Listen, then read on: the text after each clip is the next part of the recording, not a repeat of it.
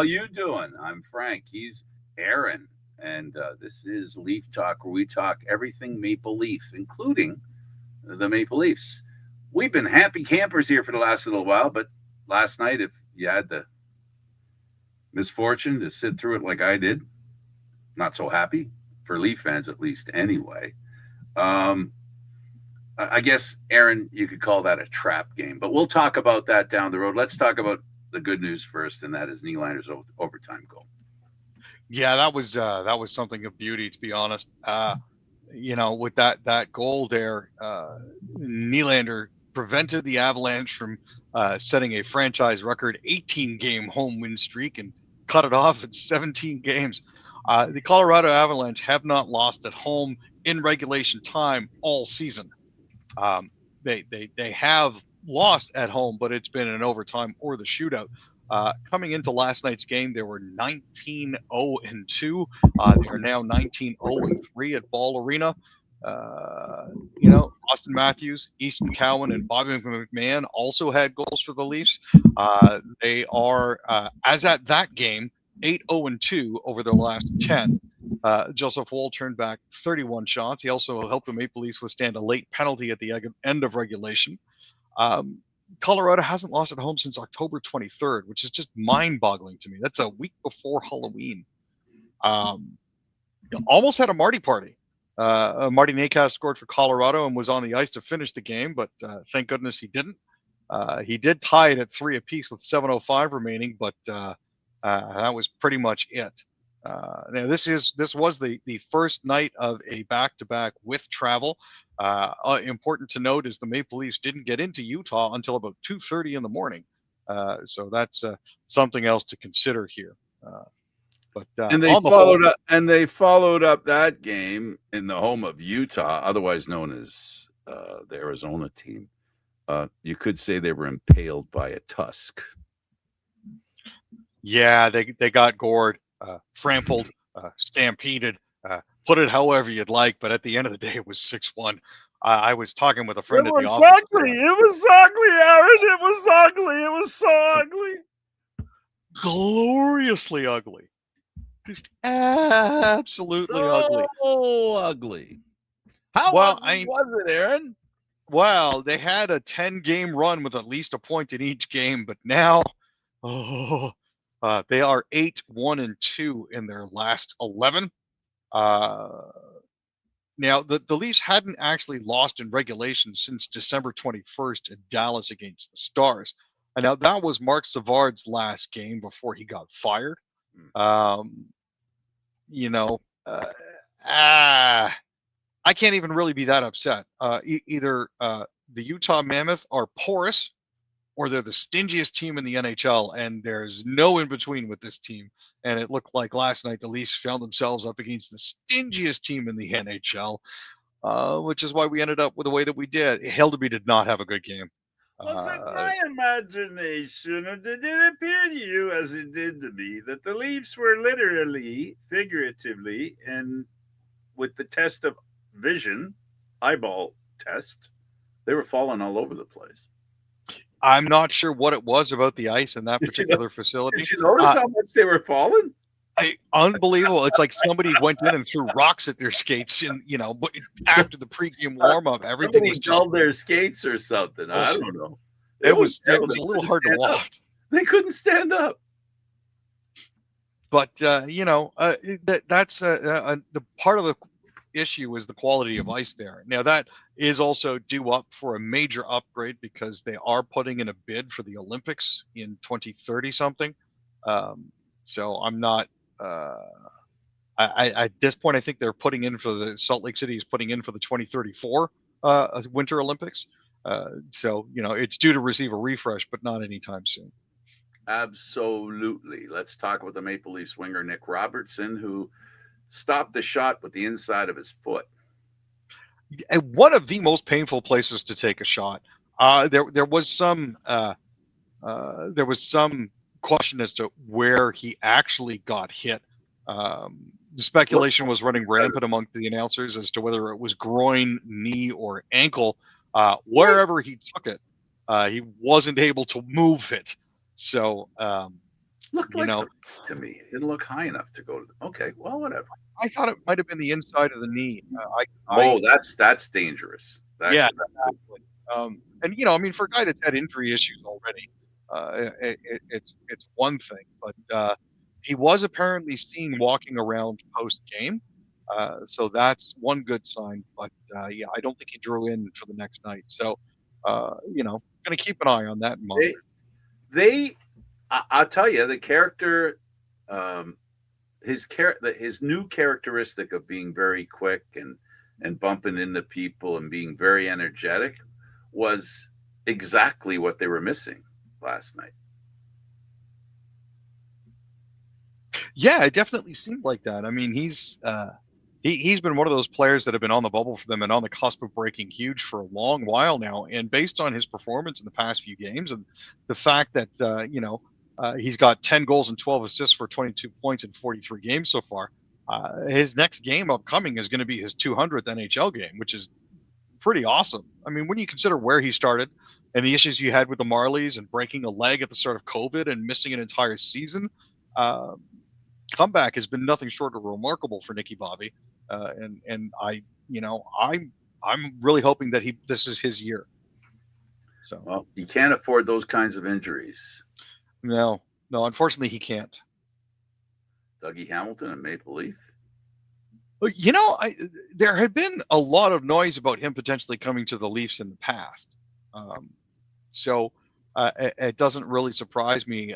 The report that I've seen at least is that the Leafs are amongst one of the 10, I think, potential fits for him. Now, his name has been coming up as a trade chip. Hamilton, who's got 2 years left in his current deal at $9 million per, was healthy scratched by the Devils against the Jets. Now, he was in the lineup the next night against the Minnesota Wild, which was the second half of a back-to-back. But at this point, it sounds like he's on his way out. It's tough. He's a durable defender. He's been around for a long time. And with Chris Tanev out, a lot of money. It is. New Jersey would have to retain if they wanted to move him. But with Chris Tanev out long term with a groin injury, I mean, the thinking is he could potentially come to the Leafs. Now, we do have just under $4 million in cap space to play with.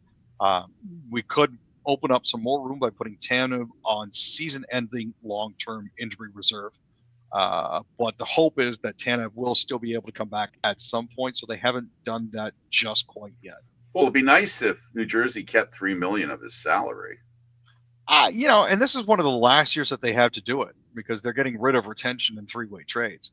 So if there's any time to abuse that, now would be the time. Yeah, we'll be the last ones to do it. So the Leafs they shouldn't have to get they don't have to give anything up to get that guy.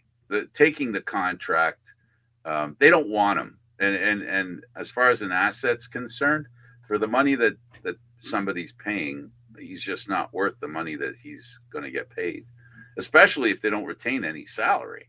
I mean, that I would like the Leafs have done this. Dubas has done this for a situation like that. He's sent a first-round draft pick with the guy to take him. We've seen that multiple times. So, I mean, the Leafs should maybe check that situation. But that's neither here. All good. If he joins the Leafs, great. If he doesn't, that's just as good. On a good news front, and that is at the Raptor game the other night, Kyle Lowry was honored, and he was feted pretty good. The former Raptor. Yeah, it was actually rather neat to hear the crowd, the Raptors crowd, chanting, "We want Lowry" for him, especially because he was playing for the beloved 76ers. But they did put him in so that he would have a little opportunity to play, and he thanked the crowd. It's one of those things where Philadelphia was already well on their way to winning. They ended up taking the game 115-102. At one point, they even had a 33-point lead. But Raptors fans didn't care. They just wanted a chance to see him play. Nick Nurse put him into the game for the final couple of minutes.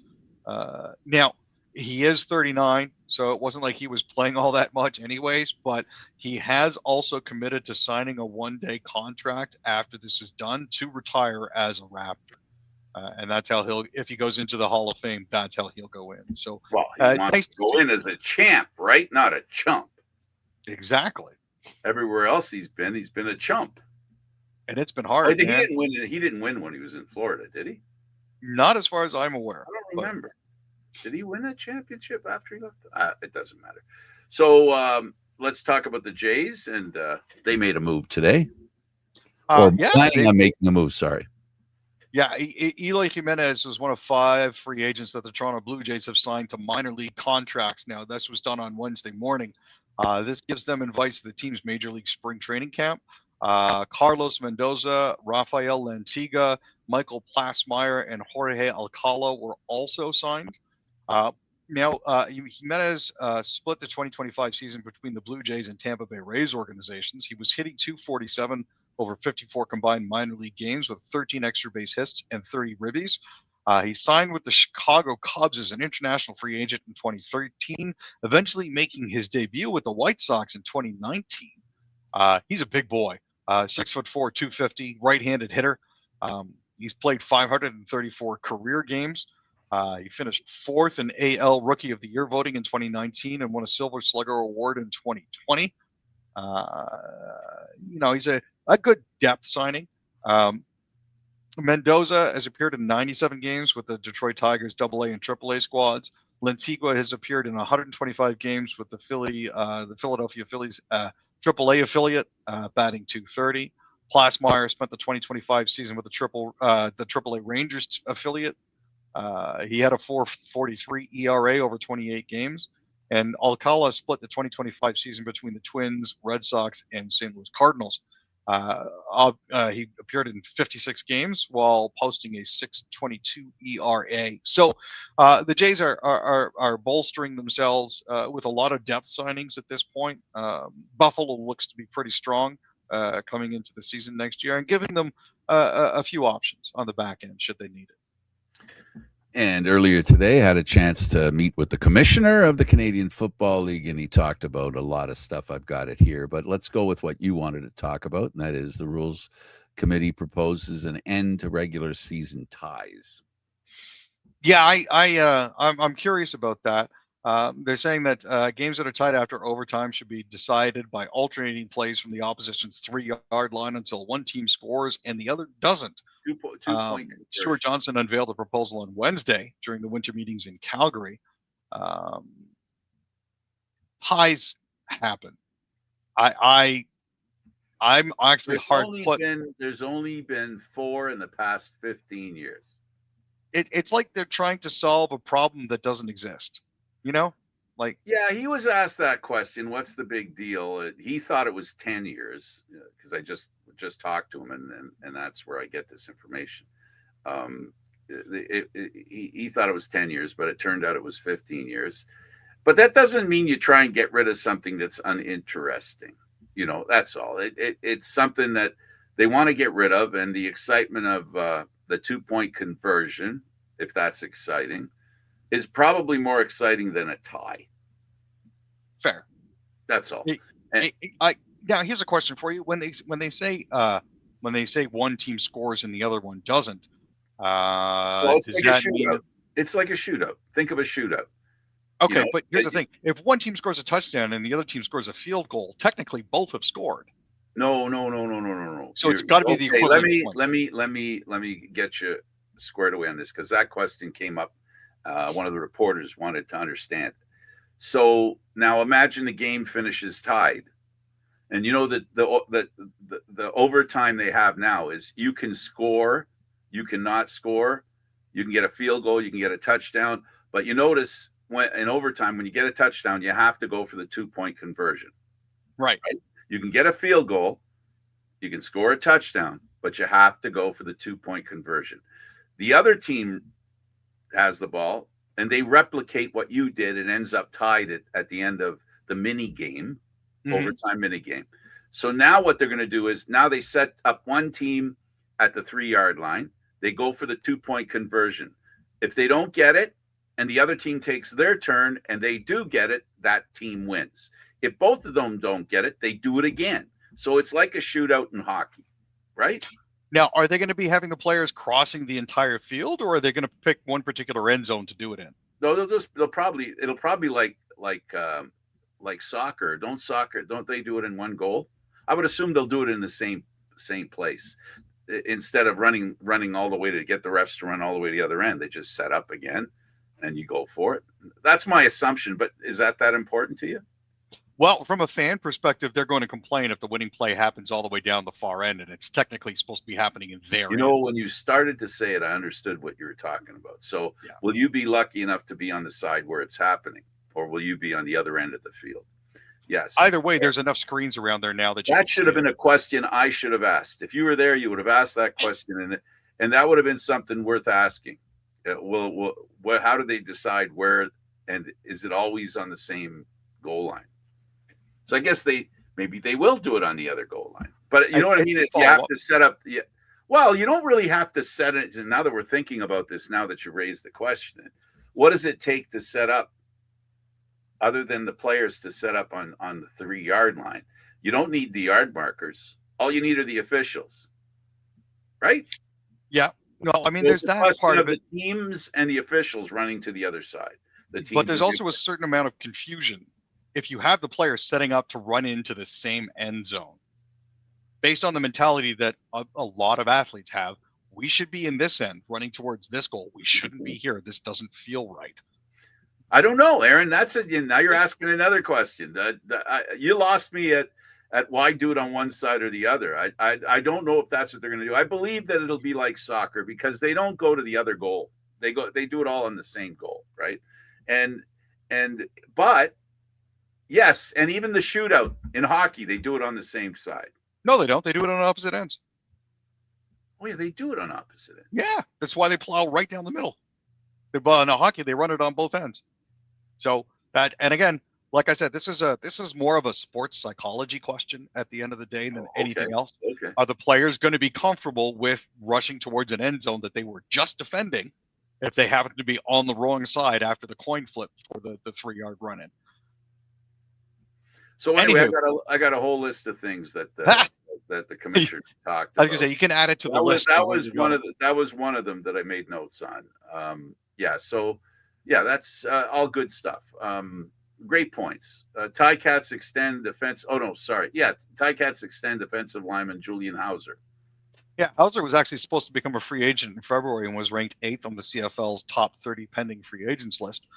He's coming off a 2025 campaign in which he was named the Eastern Division's most outstanding defensive player and earned all CFL honors. 6'3", 250-pounder from Altoona, Pennsylvania, was one of the CFL's most disruptive defenders. He finished tied for second in the league with a career-high 13 sacks. It'll be good to see him back on the line for Hamilton. Lord knows they could use the help. It's going to be fun. McMichael scores an OT. Habs. Yeah, the Habs kind of folded in the third period.